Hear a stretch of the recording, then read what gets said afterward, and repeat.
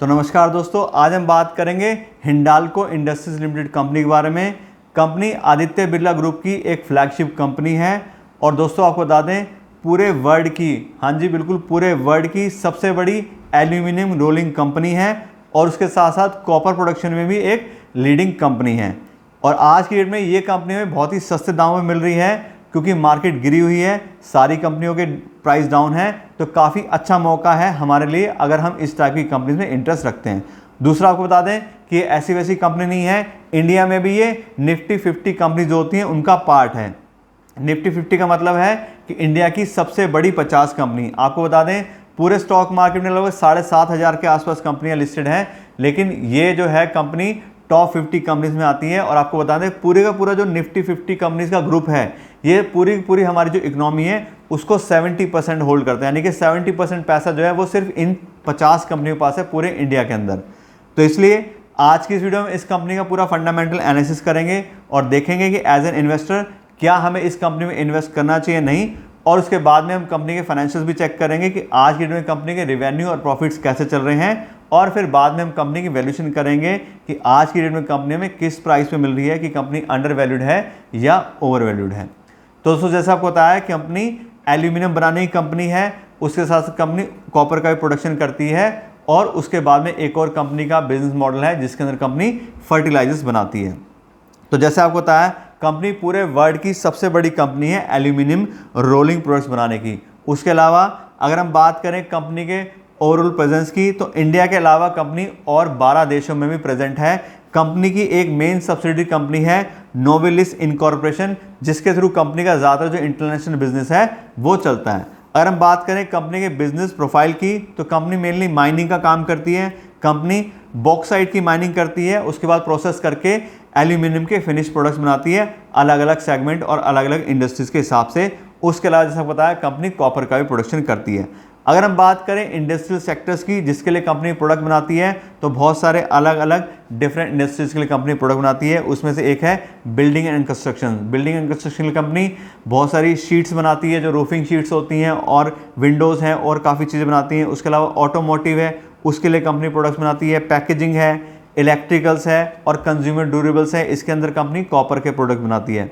इसके अलावा जैसा बताया कंपनी एल्यूमिनियम और कॉपर के अलावा केमिकल्स का भी काम करती है, और केमिकल्स के अंदर मेनली फार्मर्स के लिए फर्टिलाइजर्स बनाती है। इसके बाद बात करें कंपनी के मेन प्रोडक्ट्स की, तो मेन प्रोडक्ट्स में कंपनी एल्यूमिनियम एक्सट्रूशंस बनाती है, उसके अलावा फॉयल पेपर और पैकेजिंग के प्रोडक्ट्स बनाती है। फ्लैट रोल्ड प्रोडक्ट्स हैं कंपनी के पास में। कॉपर कैथोड्स कंपनी बनाती है, कॉपर रॉड्स बनाती है, उसके अलावा DAP फर्टिलाइजर्स कंपनी बनाती है। इसके साथ बात करें हम कंपनी के मेन ब्रांड्स की, तो जो कंपनी के मेन ब्रांड्स हैं उसमें से एक ब्रांड है हिंडाल्को एवरलास्ट। हिंडाल्को एवरलास्ट के नाम से कंपनी एल्यूमिनियम रूफिंग शीट्स बनाती है, जो छत पे चादरें होती हैं ना लोहे की और एल्यूमिनियम की, वो वाली।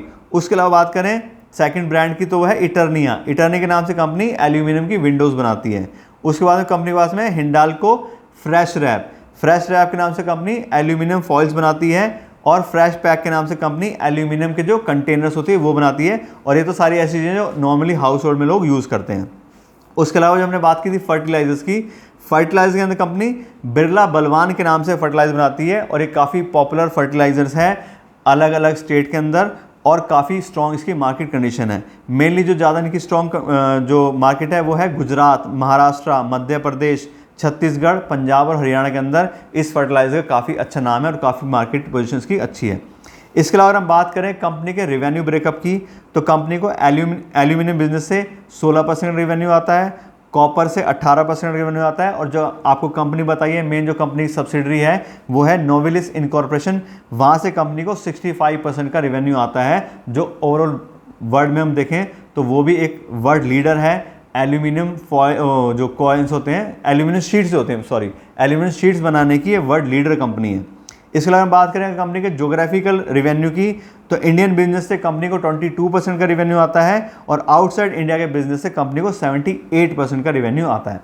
तो इस तरह से अगर कंपनी का ओवरऑल प्रोफाइल देखते हैं, तो कंपनी का जो हम देखें अलग अलग प्रोडक्ट से भी कंपनी को रेवेन्यू अच्छा आ रहा है। उसके अलावा कंपनी माइनिंग से लेकर फिनिश गुड तक के सारे काम करती है। कंपनी की मार्केट पोजीशन भी काफ़ी अच्छी है, और कंपनी के प्रोडक्ट्स और ब्रांड भी काफ़ी बढ़िया हैं। तो इस तरह से हम क्लियरली देख सकते हैं कि प्रोडक्ट वाइज ये काफ़ी स्ट्रॉन्ग कंपनी है। दोस्तों अभी तक तो बात होगी कंपनी के बिजनेस प्रोफाइल के बारे में और कंपनी के प्रोडक्ट्स के बारे में। अब हम बात करें कंपनी के फाइनेंशियल्स के बारे में कि आज की डेट में कंपनी के रेवेन्यू और प्रॉफिट्स कैसे चल रहे हैं, जिससे हमें कंपनी के बारे में डिटेल नॉलेज मिल सके। और मैं आपको बता दूं, किसी भी कंपनी का फाइनेंशियल एनालिसिस करने के लिए मैं पिछले 5 साल का डेटा यूज़ करता हूं, जिससे हमें कंपनी के बारे में डिटेल नॉलेज मिल सके। और सबसे पहला पैरामीटर जिसको हम कंपनी को चेक करते हैं वो है रेवेन्यू या सेल्स।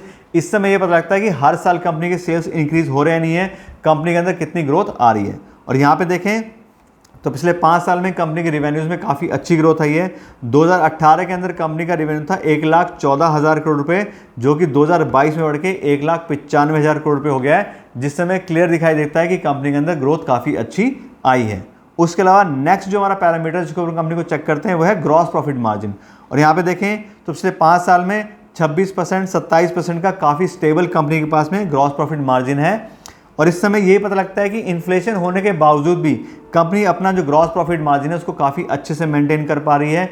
और इसका रीज़न यही होता है कि कंपनी अपने जो रॉ मटेरियल है उसकी कॉस्ट को काफ़ी अच्छे से मैनेज कर रही है, अपनी लेबर कॉस्ट को मैनेज कर रही है, इसलिए कंपनी में काफ़ी अच्छे जो ग्रॉस प्रॉफिट मार्जिन हैं वो आ रहे हैं। इसके अलावा नेक्स्ट जो हमारा पैरामीटर है वो है ऑपरेटिंग प्रॉफिट मार्जिन। और यहाँ पे भी देखें तो पिछले 5 साल से काफ़ी स्टेबल कंपनी के ऑपरेटिंग प्रॉफिट मार्जिन है, 8%, 9% की हर साल की एवरेज है। और इससे भी हमें यही पता लगता है कि कंपनी के जो भी मार्केटिंग के एक्सपेंसेस होते हैं, ओवरहेड एक्सपेंसेस होते हैं, उसको कंपनी अच्छे से मैनेज कर पा रही है, इसीलिए कंपनी के पास में काफ़ी स्टेबल जो ऑपरेटिंग प्रॉफिट मार्जिन है। तो ऑपरेटिंग प्रॉफिट मार्जिन भी हम देख रहे हैं तो बहुत ज़्यादा एक्स्ट्राऑर्डिनरी तो नहीं है, लेकिन फिर भी कंपनी काफ़ी अच्छे से उनको स्टेबिलिटी के साथ मेंटेन कर पा रही है। उसके अलावा अगला हमारा पैरामीटर है फ्री कैश फ्लो। मैं आपको बता दूं, नेट प्रॉफिट की जगह मैं फ्री कैश फ्लो को कंपनी को चेक करना ज़्यादा पसंद करता हूं, क्योंकि ये हमें ज़्यादा बेटर इन्फॉर्मेशन दे पाता है कंपनी के बारे में। नेट प्रॉफिट में क्या होता है, कंपनी नेट प्रॉफिट, कई बार बहुत सारी कंपनी ऐसी होती हैं जो नेट प्रॉफिट बुक तो कर लेती हैं, लेकिन सारा पैसा उनको मिल नहीं पाता है, बैड डेट्स हो जाते हैं, या अगर कंपनी को पैसा मिलता भी है तो पैसा बार बार उनको अपने बिजनेस में इन्वेस्ट करना पड़ता है। फ्री कैश फ्लो का मतलब क्या है कि सारे कंपनी के खर्चे करने के बाद जो भी उनके ऑपरेटिंग एक्सपेंस हैं, जो उनका कैपिटल एक्सपेंडिचर है, जो एक्सपेंशन करनी है, सारे खर्चे करने के बाद जो पैसा बच रहा है वो कंपनी का अपना पैसा है, वो उसके ओनर्स का पैसा है। इसके थ्रू कंपनी डिविडेंड भी पे कर सकती है और भी बहुत सारे काम कर सकती है। तो फ्री कैश फ्लो कंपनी में अवेलेबल होना बहुत ज़रूरी है। और यहाँ पे देखें हिंडाल्को केस में तो पिछले 5 साल से लगातार हर साल कंपनी के पास में positive free cash flow available हुआ है और काफ़ी अच्छे अमाउंट में अवेलेबल हुआ है, और ये बहुत अच्छा साइन है। इससे हमें यही पता लगता है कि कंपनी जो प्रॉफिट है वो जनरेट भी करती है और सारे खर्चे करने के बाद भी कंपनी के पास में पैसा बचता है, और ये बहुत अच्छा साइन है। उसके अलावा अगला जो हमारा पैरामीटर है वो है debt by equity ratio. Debt by equity ratio में ये बताता है कि कंपनी ने अपना कितना पैसा इन्वेस्ट करके बिजनेस कर रही है और कंपनी ने लोन कितना लिया हुआ है। कोई भी कंपनी ज़्यादा लोन लेगी तो उतना ज़्यादा उसको इंटरेस्ट पेमेंट की बर्डन आती है, और अगर कंपनी टाइमली अपना इंटरेस्ट पेमेंट नहीं कर पाती है तो कंपनी बहुत ज़्यादा दिक्कत आ सकती है। इसलिए हमेशा हमें debt by equity ratio check करना चाहिए, जिससे पता लग सके कि कंपनी का कहीं बहुत ज़्यादा इंटरेस्ट तो नहीं पेमेंट कर रही। यहाँ पे हम देखें इस कंपनी का, तो इसका इंटरेस्ट जो डेट बाय इक्विटी रेशो आ रहा है वो आ रहा है 0.67। इसका मतलब है कि अगर कंपनी ने 100 रुपये अपने लगाए हैं तो उसके साथ में 67 रुपीज़ का उसने लोन भी लिया हुआ है। अगर 0.5 से ज़्यादा किसी भी कंपनी का डेट बाय इक्विटी रेशो होता है तो थोड़ा सा उसमें कंसर्न बढ़ जाता है कि कंपनी का जो डेट है वो थोड़ा सा ज़्यादा है। तो अगर कोई भी कंपनी डेट लेती है तो उसके अगेंस्ट हम अगला पैरामीटर चेक करते हैं और वो होता है interest coverage ratio. Interest coverage ratio में ये बताता है कि कंपनी ने जो भी लोन लिया हुआ है उसके ऊपर जो उसको इंटरेस्ट पे करना पड़ता है, उसके अगेंस्ट कितना गुना पैसा कंपनी के पास में अवेलेबल है उस इंटरेस्ट को आराम से पे करने के लिए। और यहाँ पे देखें तो कंपनी का इंटरेस्ट कवरेज रेशो आ रहा है 6 टाइम, यानी कि जो साल में पैसा कंपनी को इंटरेस्ट का पेमेंट करना होता है उसका 6 गुना पैसा कंपनी के पास अवेलेबल है। तो अगर कंपनी के बीच में कोई दिक्कत आ भी गई एक आध साल में तो कंपनी आराम से अपना इंटरेस्ट पेमेंट कर लेगी और कंपनी को कोई दिक्कत नहीं आएगी, और ये भी इस कंपनी का एक स्ट्रॉन्ग पॉइंट है। उसके अलावा अगला हमारा पैरामीटर है return on equity. Return on equity से हमें यह पता लगता है कि जो भी इन्वेस्टर अपना पैसा कंपनी के साथ इन्वेस्ट करते हैं, कंपनी उनके पैसे के ऊपर कितना रिटर्न जनरेट कर पा रही है। तो यहाँ पे देखें तो लास्ट ईयर कंपनी का रिटर्न ऑन इक्विटी आ रहा है 18%, और ये काफ़ी अच्छा है। 15% या उससे ज़्यादा किसी भी अगर कंपनी का रिटर्न ऑन इक्विटी होता है उसको काफ़ी अच्छी कंपनी माना जाता है, और इसका 18% आ रहा है तो ये काफ़ी बढ़िया एक पॉइंट है कंपनी का। लेकिन वहीं अगर हम पिछले 5 साल का कंपनी का रिटर्न ऑन इक्विटी देखते हैं तो वो आ रहा है 10%, ये थोड़ा सा कम है। तो इस तरह से सारे पैरामीटर जो हमने कंपनी को चेक किया है तो कंपनी के जो फाइनेंशियल्स हैं वो काफ़ी अच्छे हैं। कंपनी का रेवेन्यू भी इंक्रीज़ हुआ है, उसके अलावा gross profit margin, operating profit margin ये भी काफ़ी अच्छे से स्टेबल हैं, और कंपनी के पास फ्री कैश फ्लो भी अवेलेबल हुआ है। डेट कंपनी जरूर लिया है लेकिन उसके अगेंस्ट उसका इंटरेस्ट पेमेंट करने के लिए काफ़ी अच्छा अमाउंट कंपनी के पास अवेलेबल है। तो हमें क्लियरली पता लग रहा है कि कंपनी जो फाइनेंशियल्स हैं वो काफ़ी अच्छे हैं। दोस्तों अभी तक तो बात हो गई कंपनी के फाइनेंशियल्स के बारे में और कंपनी के बिजनेस प्रोफाइल के बारे में। अब हम बात करें कंपनी की वैल्यूएशन के बारे में, जिसका हमने शुरू में कहा था कि कंपनी की वैल्यूएशन काफ़ी अच्छी आ रही है। तो अब हम देखेंगे कि कंपनी का जो प्राइस है वो किस तरह से जस्टिफाई हो रहा है। और मैं आपको बता दूं, किसी भी कंपनी की वैल्यूएशन करने के लिए मैं यूज़ करता हूं डिस्काउंटेड कैश फ्लो एनालिसिस, और उसके अंदर हम कंपनी को फ्री कैश फ्लो के ऊपर वैल्यू करते हैं कि कंपनी कितना फ्री कैश फ्लो जनरेट कर पा रही है, उसके हिसाब से उसकी कितनी वैल्यू बनती है। और यहाँ पे देखें तो हिंडाल्को का पिछले 3 साल का फ्री कैश फ्लो का एवरेज आ रहा है 9,650 करोड़ रुपये, यानी कि कंपनी लगभग हर साल 9,650 करोड़ रुपये का फ्री कैश फ्लो जनरेट कर पा रही है।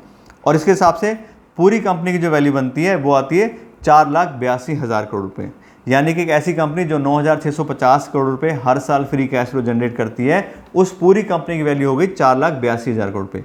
अब इसको हम पर शेयर के हिसाब से अगर निकालें तो पर शेयर कंपनी की वैल्यू आ रही है 2,170 रुपये, यानी कि अगर हम 2,170 रुपये पर शेयर के हिसाब से हिंडाल्को इंडस्ट्रीज लिमिटेड में इन्वेस्ट करेंगे तो हम कंपनी को फेयर वैल्यू पे खरीदेंगे। ठीक है, कंपनी इतना कैश जनरेट करती है, उसके हिसाब से इतनी वैल्यू इसकी बनती है।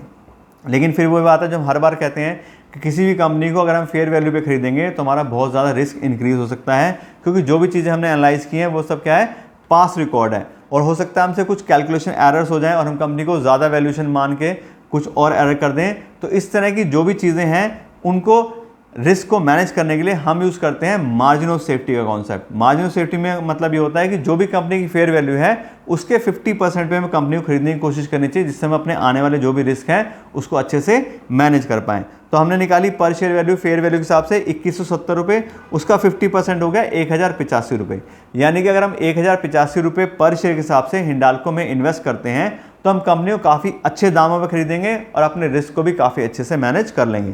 तो ये तो क्या हमारा प्राइस के किस प्राइस में हमें कंपनी में इन्वेस्ट करना ठीक लग रहा है अगर हम कंपनी में इन्वेस्ट करना चाह रहे हैं। अब हम बात करते हैं कंपनी के आज के करंट शेयर प्राइस की, कि आज की कंपनी में किस प्राइस पे अवेलेबल हो रही है। तो आपको बताएं दोस्तों, आज की कंपनी का जो करंट शेयर प्राइस आ रहा है वो आ रहा है 339 रुपये, यानी कि जो हमने फेयर वैल्यू निकाली थी 2,170 रुपये, उसका हमने 50% निकाला था मार्जिन सेफ्टी 1,085 रुपये, उससे भी कहीं ज़्यादा कम दामों पे हमें कंपनी मिल रही है सिर्फ 339 रुपये पर शेयर पे। अगर हम परसेंटेज में निकालें तो कंपनी अपने फेयर वैल्यू के 15% यानी कि 15% पे आज की डेट में अवेलेबल है। और दोस्तों जैसा आपको शुरू में बताया था कि कोई छोटी मोटी कंपनी नहीं है कि कोई भी इसका प्राइस अप डाउन कर लेगा, कोई ऑपरेटर या कुछ, ये निफ्टी 50 कंपनी का एक पार्ट है, बहुत बड़ी कंपनी है। और इतनी अच्छी कंपनी होने के बाद भी प्रोडक्ट अच्छे हैं, बिजनेस प्रोफाइल अच्छा है, फिर भी हमें काफ़ी अच्छे दाम मिल रही है। उसके कई रीज़न है, एक तो मार्केट डाउन है और ओवरऑल लोगों के सेंटीमेंट्स भी कम हैं। तो इस तरह से हम क्लियरली देख सकते हैं कि बहुत ही अंडर वैल्यूड कंपनी आज की डेट में हमें दिखाई दे रही है। लेकिन दोस्तों वही बात है कि चाहे अंडर वैल्यूड है चाहे जो भी है, जो भी आपको डिसीजन लेना है अपने हिसाब से लेना है। मेरी तरफ से कोई रिकमेंडेशन नहीं है कि आप उस कंपनी में इन्वेस्ट करना है या नहीं करना है या किस प्राइस पे करना है।